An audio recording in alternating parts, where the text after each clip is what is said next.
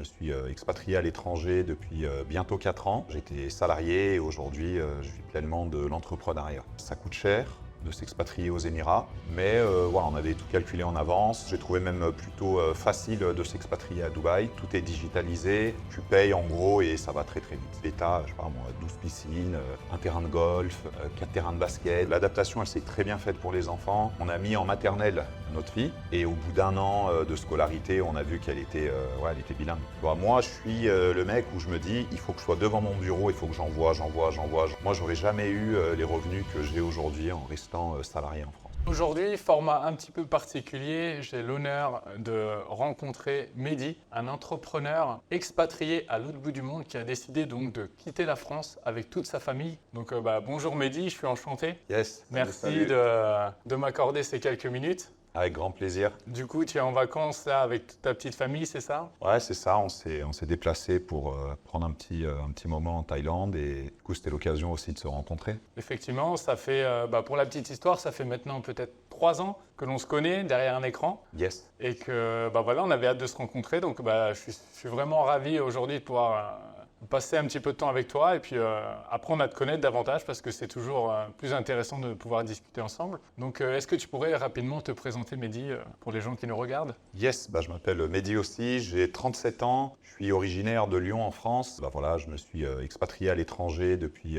bientôt 4 ans. J'étais salarié et aujourd'hui, je vis pleinement de l'entrepreneuriat. Ok, super. Est-ce que tu pourrais approfondir un petit peu comment tu as fait la transition justement entre le salariat et l'entrepreneuriat? Yes, écoute, j'étais salarié, je travaillais chez Renault Trucks en France. J'étais Business Development Manager dans la cellule Monde et écoute, ça se passait plutôt bien. Et pendant le Covid, ce qui s'est passé, c'est qu'on était renvoyé à la maison, on était payé, mais du coup on avait du temps face à nous et du coup c'était l'occasion pour moi de réfléchir et de tenter une aventure. Tu vois, ça a commencé comme ça. Et je me suis laissé tenter par l'e-commerce. En ayant vu quelques publicités, et puis voilà, je me suis lancé. Et du coup, pendant 1 an, j'ai fait les deux. Donc, j'étais à la fois salarié avec mon job, et à côté, je développais tranquillement cette activité. Et j'ai eu la chance, au bout d'1 an, de quitter mon travail et de m'expatrier à Dubaï. Ok, super. Donc justement, je vais rebondir sur ton expatriation. Je sais que tu es marié, que tu as des enfants. Yes. Est-ce que ça a été un véritable challenge pour toi de prendre toute ta petite famille et déjà pour la convaincre? Est-ce que ta femme, ta famille était OK avec tout ça? Comment ça s'est passé? Écoute, on a pas mal voyagé avec ma femme et on a eu l'occasion d'aller avant cela 2 fois à Dubaï. Et on s'était toujours mis dans un coin de nos têtes, mais c'était plutôt du rêve plus que, tu vois, en termes de faisabilité, je ne vais pas dire qu'on n'y croyait pas, mais pas trop, quoi. Du coup, les 2 fois on a été, ça nous a vraiment plu et on s'est projeté en se disant ce serait vraiment cool si un jour on a une opportunité, un job qui nous permettrait d'aller là-bas. Donc ça a commencé comme ça. Vu que ça s'est plutôt bien passé pour moi côté e-commerce, ça a été l'occasion de pouvoir échanger avec mon épouse et de lui dire que voilà, je voulais vraiment faire ça à fond et que je voulais aussi profiter de m'expatrier. On y reviendra plus tard si tu veux sur les raisons. Mais en tout cas, vu qu'on y avait déjà été, on voulait vraiment se dire allez, let's go, on va tenter notre chance là-bas. Et pour nous, c'était super cool aussi d'élever nos enfants dans ce contexte-là parce qu'on en avait un peu ras-le-bol avec l'évolution de la société en France, comment ça se passe et tout ça. On n'était plus trop alignés et du coup, on voulait vraiment partir et changer d'air. Et voilà, donc non, j'ai pas eu à la convaincre. Elle était plutôt partante elle aussi. Ça s'est fait naturellement. C'est assez long. Ça coûte cher de s'expatrier aux Émirats, mais on avait tout calculé en avance, on s'était bien renseigné, on y avait déjà été 2 fois, donc non, ça s'est plutôt bien passé, ça s'est très bien passé même. Ok, du coup, par rapport à Dubaï, on sait qu'il y a beaucoup d'entrepreneurs français et du monde entier qui s'expatrient là-bas. Est-ce que, en termes administratifs, est-ce que tu as eu des défis, des challenges une fois là-bas? Est-ce que c'est difficile aujourd'hui de partir à Dubaï, en plus avec des enfants? Alors, les enfants, tu te poses des questions forcément, mais après, moi, les miens sont petits. Tu veux, quand on est arrivé à Dubaï, ma fille avait 2 ans et demi et mon fils 4 mois. Donc, si tu veux, c'est beaucoup plus facile que d'aller avec des ados, par exemple, qui perdent leurs copains, leurs repères, etc. Nous, c'était beaucoup plus flexible et beaucoup plus facile au niveau des enfants. Après, sur le côté administratif, je trouve que la France, c'est déjà un pays qui est assez difficile et assez long sur l'administratif. Effectivement. Donc non, j'ai trouvé même plutôt facile de s'expatrier à Dubaï parce que le service est incroyable et tous tout va très vite, tout est digitalisé. Voilà, tu payes en gros et ça va très très vite. Donc non, l'expatriation, elle s'est plutôt bien passée. C'est plus sur le côté financier où il y a beaucoup de choses que tu payes 1 an à l'avance. Et on n'a pas l'habitude de faire ça en France, on paye mois après mois. Donc il faut avoir quand même un sacré cash flow de départ, une réserve qui te permet d'anticiper déjà tout ce que tu as à payer. Et aussi voilà, ton coût de vie, les coûts de moins bien, toutes ces choses-là, parce que la vie coûte assez cher. Il faut être préparé financièrement, quoi. Ah ouais, complètement. Donc tu parlais qu'il fallait payer 1 an d'avance. Tu veux parler des loyers d'une maison, par exemple, d'un appartement? Ouais, typiquement, pour te donner quelques chiffres, nous on avait emménagé à Damakilz, où c'est à 30 minutes dans les terres à Dubaï, hein, c'est même pas en centre. Ok. C'est une communauté avec plein de villas, plein de maisons, il y a aussi des apparts, etc. Mais l'avantage de ce type de vie là-bas, ils ont beaucoup de communautés de ce type et tu as, je sais pas moi, 12 piscines, un terrain de golf, 4 terrains de basket, 2 terrains de beach volley, une ferme aux animaux pour les enfants. C'est un parc d'attractions. Franchement, c'est super cool. Du coup, on payait, quand on est arrivé, si je te dis pas de bêtises, l'équivalent de 115 000 ou 120 000 dirhams. Donc tu divises par 4, ça te fait à peu près 30 000 euros à l'année. Ouais, donc il faut tout avancer. On a payé, si je te dis pas de bêtises, en une fois, ouais. Ok. Donc Donc du coup, ça te fait à peu près 2500 euros par mois. Donc c'est excessif hein, par rapport à la France. Après, voilà, j'ai des enfants, donc on avait une maison, 3 chambres plus un bureau. Mais voilà, l'objectif, c'était aussi de s'installer dans un certain confort. L'idée, pour nous, c'était de se dire, voilà, si on va là-bas, c'est aussi pour être bien et tout ça. Mais c'est pas hyper excessif. Hein. Enfin, quand je dis excessif, c'est le prix que je te donne, c'est des prix normaux à Dubaï. J'ai pas pris un truc qui est super cher. Donc c'était vraiment voilà, à peu près ces prix-là. Voilà, tu peux trouver des trucs à 3 000 – 4 000 euros moins cher à l'année. Mais voilà, après, c'est vraiment d'aller dans des quartiers qui vont pas te plaire, dans des communautés que tu vas moins apprécier au niveau de ce qu'ils t'offrent et tout ça. Donc voilà. Ok, et donc tu as dit que tu avais 2 enfants. Donc lorsque tu t'es expatrié, la première année, ils étaient encore petits. Maintenant, j'imagine qu'ils sont scolarisés. Ouais, non, on a même scolarisé la petite en arrivant. On est arrivé en août. Mais déjà, avant d'arriver, on avait fait toutes les démarches et on était venu avant avec mon épouse pour voir les écoles. Donc on a mis en maternelle notre fille. Ok. Voilà, pour sa dernière année de maternelle. Donc, très bien passé, on l'a mise dans un système anglais. C'est assez drôle l'adaptation, on flippait parce que comment ça se passe à cet âge-là? En fait, le premier mois, ils te disent rien, les enfants, parce que tu te poses la question, ils comprennent pas, ils savent pas parler, donc ils absorbent. Au bout de 3-4 mois, ils te lâchent les premiers mots, ils te posent des questions, tu sais que, je sais pas moi, lune, on dit moon, là, t'es refait, quoi, tu vois, ton enfant qui commence à apprendre une nouvelle langue, et franchement, au bout de 6-7 mois, je te dirais, elle est à 30-40% bilingue, et au bout d'1 an de scolarité, on a vu qu'elle était, elle était bilingue. Ok. Donc ça, c'est vraiment cool. Et le petit, on l'a gardé à la maison. Il y avait 4 mois, donc il était tout petit, donc on a gardé à la maison. D'accord. Et est-ce que justement ce côté bilingue, alors moi comme tu le sais, j'ai un enfant métis thaïlandais aussi. On parle anglais à la maison, il parle thaï avec sa famille thaï. Je parle français avec mon fils. Donc moi je sais que personnellement ça a vraiment été quelque chose que j'avais déjà décidé vraiment très jeune. Je voulais vraiment avoir des enfants et avoir un cadre, une maison, un foyer où on parle plusieurs langues. Et est-ce que toi, ça a été peut-être quelque chose qui t'a poussé justement à t'expatrier en te disant, voilà, mes enfants, ils vont être bilingues, ça va les aider? Parce qu'aujourd'hui, on vit quand même dans un monde où… Ouais, c'est sûr.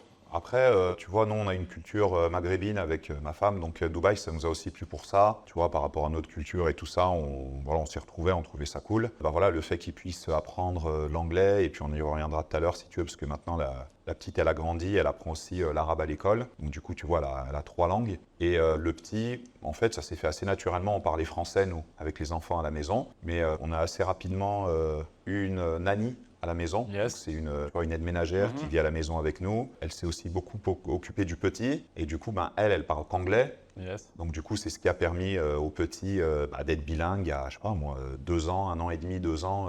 Tu vois, il parlait de la même manière français-anglais. Donc ça, c'était cool. Et là, il est rentré à l'école cette année et tu vois, il est comme un poisson dans l'eau direct à l'école avec nous. Ouais, il s'est adapté. Ouais, donc l'adaptation, elle s'est très bien faite pour les enfants. La langue aussi, super bien. Et ce qu'il y a de cool, c'est que ils n'ont pas le French accent qu'on apprend à l'école en France. Eux, ils ont directement le super accent English et tout ça, donc ça fait plaisir. Ok, c'est top. Donc tu disais tout à l'heure que forcément, une expatriation, particulièrement à Dubaï, ça se prépare d'un point de vue financier. Bien sûr.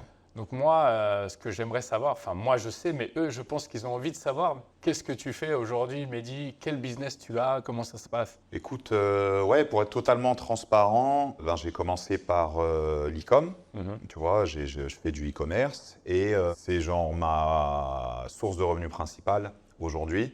Et voilà, j'ai commencé avec le programme Enfin Libre avec Saad et Adam. Et du coup, voilà, c'était la première fois que j'entreprenais, j'avais jamais entrepris avant. J'avais un background école de commerce, marketing, même par rapport à mon job, donc ça m'a beaucoup aidé. Mais je connaissais rien au e-commerce. Et du coup, ça s'est plutôt bien passé. J'ai aussi la casquette de coach, donc je fais du coaching en e-commerce au sein du programme. Et là, je développe une nouvelle marque sur le Moyen-Orient, dans de la décoration de chambres d'enfants. Voilà, le but, c'est d'être bien positionné dans des pays comme les Émirats, l'Arabie Saoudite, le Koweït, Oman, tous ces pays-là. Donc voilà, des belles aventures. Et du coup, c'est cool. Ok, super. Donc développement d'une marque, Ouais, c'est ce que tu fais en ce moment, quoi. Beaucoup de exactement. boulot, j'imagine. Ouais. Le tout cumulé, c'est vrai que c'est du boulot. Mais tu vois, je pars du principe qu'aujourd'hui j'ai 37 ans, je suis encore dans les années où je peux tabasser niveau boulot. Et voilà, j'ai envie de préparer le fait aussi d'être aux Émirats. J'ai pas de retraite, le système de santé je le paye, les écoles des enfants je les paye. Donc tout ça, voilà, ça a des coûts. Et ton objectif, c'est aussi d'épargner de l'argent, de l'investir, pour pouvoir te constituer soit un parc immobilier ou d'autres choses qui vont te générer des revenus passifs pour ta retraite. Ça marche. Et justement, tu parlais d'immobilier. Je sais que Dubaï, c'est de plus en plus cher. Est-ce qu'aujourd'hui, c'est encore possible d'investir ou ça devient de plus en plus difficile? Non, je pense que tu peux toujours investir. Maintenant, là, le marché, il n'a jamais été aussi haut à Dubaï, que ce soit dans la location ou que ça soit dans l'achat. Pour te donner un ordre d'idée, comme je l'avais expliqué, moi, je payais 30 000 euros la villa dans laquelle on vivait, parce que là, on a déménagé, ça va faire 6-7 mois. Aujourd'hui, la location, par exemple, sur la même villa, au même endroit, c'est 60 000 euros. Donc en 3 ans, ça a doublé. Et c'est un peu la même image qui se retrouve au niveau de l'achat. Donc voilà, c'est un peu, tu vois, on est tous un peu, tu vois, entre le cul entre deux chaises, parce qu'on se dit, est-ce que ça va continuer de grimper, etc. Et il faut quand même investir parce que voilà. Ou est-ce qu'au contraire, là, on est dans un pic parce que là, les prix n'ont jamais été aussi chers à Dubaï et que, voilà, il faut attendre parce que si tu achètes maintenant et que il y a une correction de marché et que derrière, je sais pas, moi, tu as moins 20, moins 30, moins 40%, du coup, ça va être un peu plus compliqué, soit pour revendre ou pour louer parce que la location, elle est indexée sur le coût à l'achat. Donc, c'est un peu tendu. Okay. Mais la vie est très, très chère en ce moment. Ok. Bon, tu payes quand même la qualité de vie, quoi. Ouais, après, si j'y suis toujours, c'est que j'y trouve mon compte et que ça se passe bien. Mais c'est juste que, voilà, faut faire attention. C'est pas parce que le style de vie, il va dans ce sens-là que toi, tu dois subir les choses. Voilà, il faut être malin. Moi, je voulais pas payer non plus 60 000 euros de location. Donc, on a déménagé pour rester un petit peu dans les mêmes coûts en termes de loyer. Donc, voilà, on s'est écarté à 10 minutes. On a trouvé quelque chose, voilà, une villa sympa. La communauté est beaucoup moins bien, mais voilà, on va pas. Tu vois, je trouve que c'est du gaspillage de louer 60 000 euros par an pour un lieu pour habiter. C'est même pas chez toi, quoi. Ouais, je comprends. Et on a souvent cette image de Dubaï avec énormément d'entrepreneurs. Est-ce que toi, lorsque tu es arrivé là-bas, tu t'es entre guillemets sociabilisé, tu as trouvé beaucoup d'autres entrepreneurs avec qui… Parce que tu disais que tu bosses dans l'e-commerce, c'est vrai que franchement, dans le digital, on est souvent parfois isolé derrière son écran. Est-ce que tu as réussi quand même à te sociabiliser? Franchement, c'est une bonne question. Pour moi, ça dépend des gens. Okay, il y a beaucoup d'e-commerçants. Il y a beaucoup d'entrepreneurs, tu as plein de trucs à faire à Dubaï. Après, moi, je fais partie des gens, mais peut-être à tort, et ça n'implique que moi, que dans l'étape de ma vie où j'en suis dans le business, tu vois, je dois être dans ma grotte et je dois tabasser. Tu vois, moi, je suis le mec où je me dis, il faut que je sois devant mon bureau, il faut que j'envoie.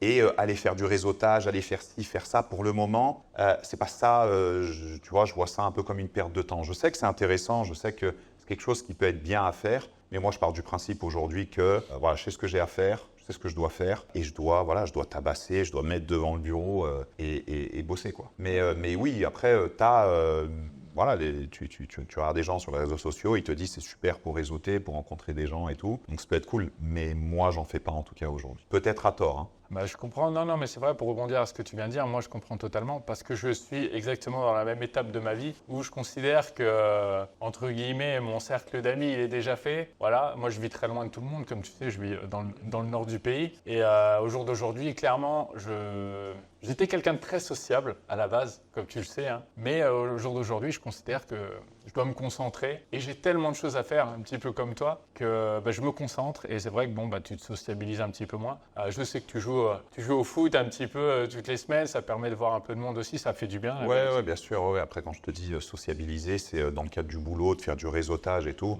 Après, voilà, j'ai des potes sur Dubaï, je fais du foot, donc ça me permet de me sociabiliser, de rencontrer des gens. Je connaissais des gens déjà avant d'arriver à Dubaï qui étaient tu vois, au lycée ou au collège avec moi, que voilà, je savais qu'ils étaient à Dubaï, donc je les ai revus, c'était cool. Et vraiment, d'un point de vue pur business, en tout cas, j'ai pas développé un réseau tant développé que ça. Ok, ça marche. Pour rebondir encore sur Dubaï, est-ce que, parce que tu disais tout à l'heure que tu avais beaucoup voyagé avec ta femme, est-ce que ça a été une évidence? Ou vous avez dans un coin de votre tête, je ne sais pas, pourquoi pas la Thaïlande ou un autre pays en fait? Écoute, moi, je conseillerais déjà, tu vois, aux entrepreneurs qui se lancent, qui veulent quitter, qui font déjà leurs premiers euros, d'aller plus dans un pays comme la Thaïlande. Parce que le coût de vie est tellement faible que tu peux y vivre sans être stressé.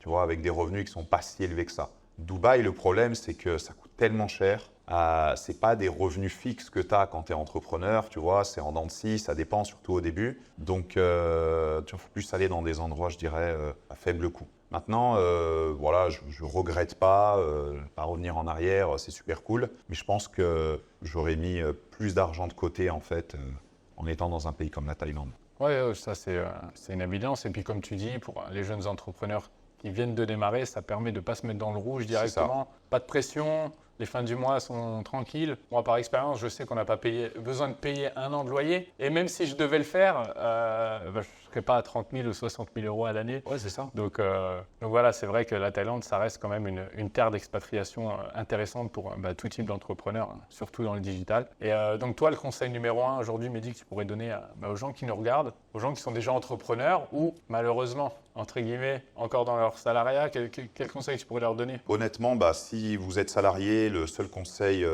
l'un des conseils que je peux vous donner, c'est d'entreprendre. Pourquoi? Parce que moi, je me suis rendu compte que, tu vois, j'ai un bac+5, j'étais cadre dans un grand groupe. Après, voilà, j'étais business development manager et généralement aussi chef de produit dans d'autres boîtes. En début de carrière, milieu de carrière, franchement, tu vas osciller entre 2500 et 4000 euros net, quoi. C'est déjà des bons salaires pour la France. Mais le seul souci, pour moi, c'est que aujourd'hui, tout coûte cher et pour acheter une maison ou un appartement, tu vas t'endetter sur 25 ans, 30 ans.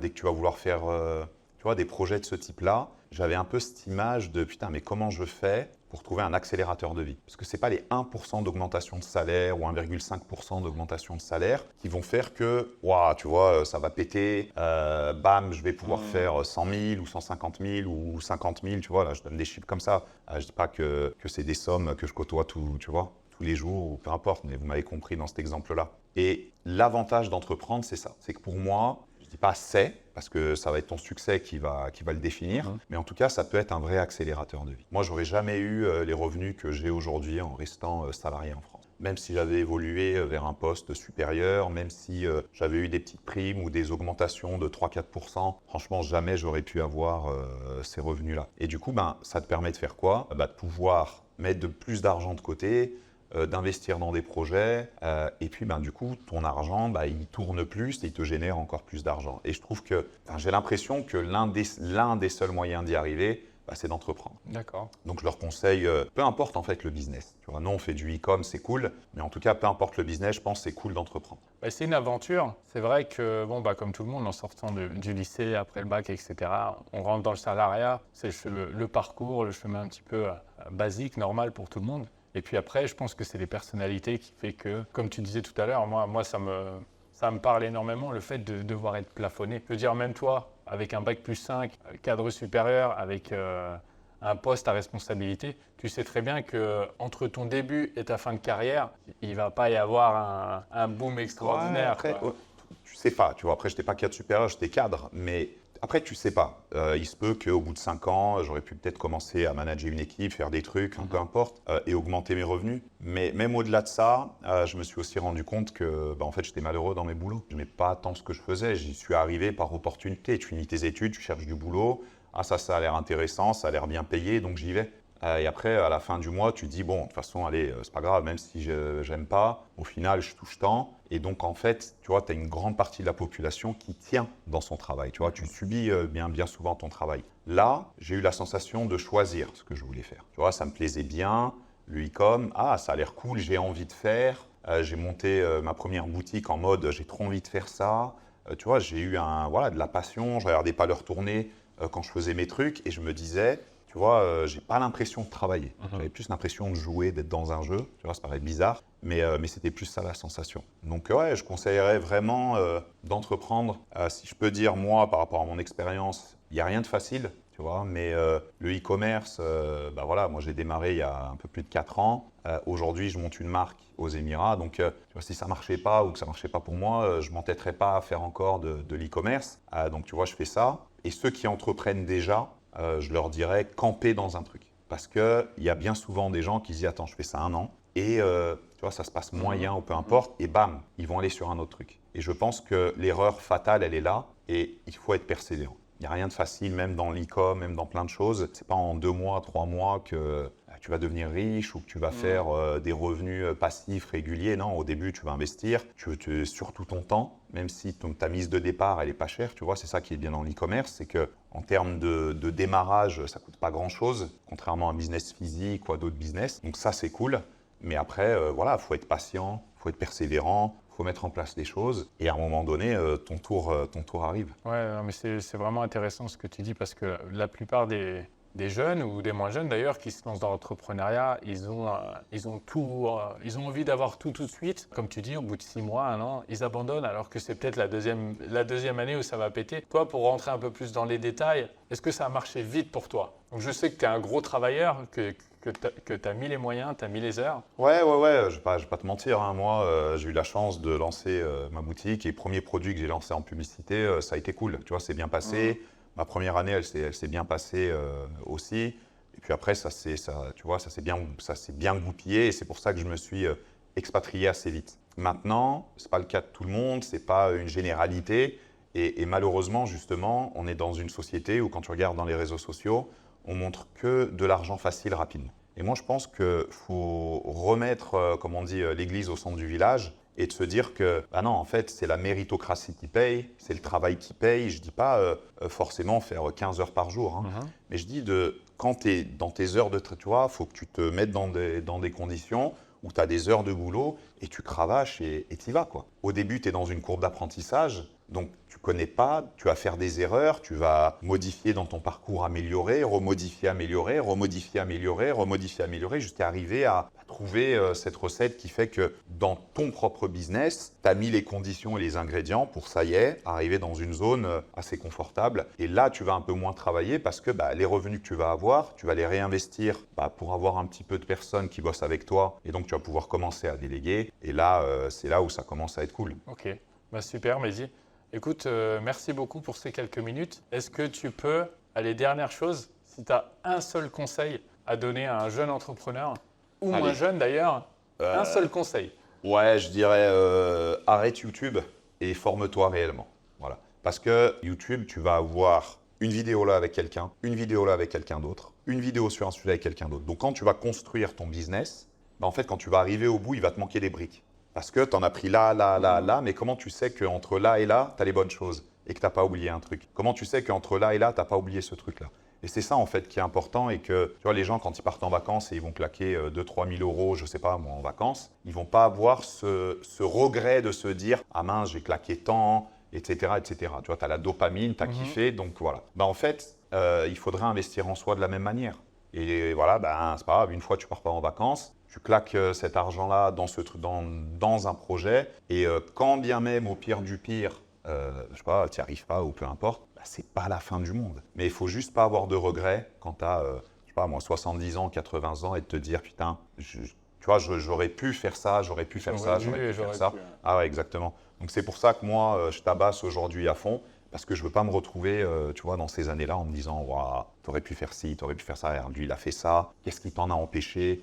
Donc tu vois, je suis vraiment dans ce truc-là. Donc moi, mon conseil, c'est investissez en vous, formez-vous et allez-y quoi. Et puis inscrivez-vous à fond sur ce podcast-là, suivez leurs aventures et voilà, si vous voulez faire du e-commerce, ils ont plein de bons conseils à vous donner et ça serait top. Bon, et bien voilà, on est sur cette fin d'épisode. En tout cas, j'espère que cet épisode vous a plu. N'oubliez pas de laisser un pouce et vous abonner à la chaîne pour avoir plus de contenu. Merci beaucoup, Mehdi, encore. Avec plaisir, merci à toi de m'avoir invité et on se fait l'épisode 2 à Dubaï. Ça marche. Hein? J'attends l'invitation. Hein. Avec plaisir. Allez, à bientôt. Salut, à bientôt. Ciao, ciao. Ciao, ciao.